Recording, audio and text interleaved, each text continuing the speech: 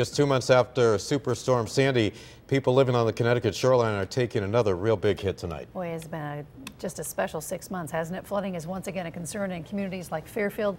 News 8's Allie Reed is live in our Fairfield County newsroom tonight with more on that for us. Allie?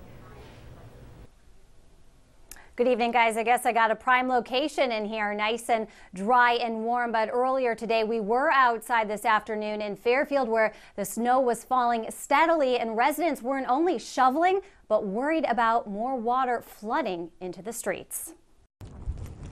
Flooding and power outages are city leaders' biggest concerns. If there are widespread power outages, they had planned to open up a shelter, but they're now telling us that doesn't look like it's going to happen because the heavy snowfall is going to make it too difficult to drive to the shelter. So they say make sure you keep an eye out for your neighbors. As for the flooding, that's what they've been monitoring closely. They were anticipating water to flood into the streets around high tide at 9:45 tonight, and they've been tracking the water and wind levels every hour. Right now, given the prediction, we think we're going to be safe. That this is not a bad curve. But again, if the surge comes in higher and we're above this curve, that's not good. We want to be below this curve. If we're above it, we're in trouble. That means Long Island Sound's coming in.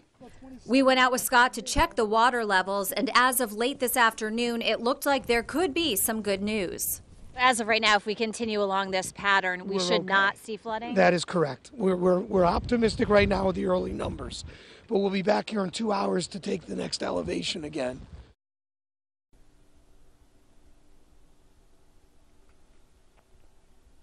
Unfortunately, as soon as I gave you some good news, I'm now going to have to retract some of that good news. I did just get off the phone with the head of the DPW. Scott tells me that he just went out to measure the water levels again, and he says, quote, they are higher than we would like, but not as bad as it could be. So could be worse, but he says they are going to be tracking it every couple of hours. The reason they're tracking it so closely is because if it does look like there is a possibility for flooding, they are going to have to let emergency responders know so that they can get into these neighborhoods and possibly have some evacuations, have people leave their houses. So we will be tracking this very closely and we'll of course keep you posted. Reporting live from the Connecticut Post, Allie Reed, News 8.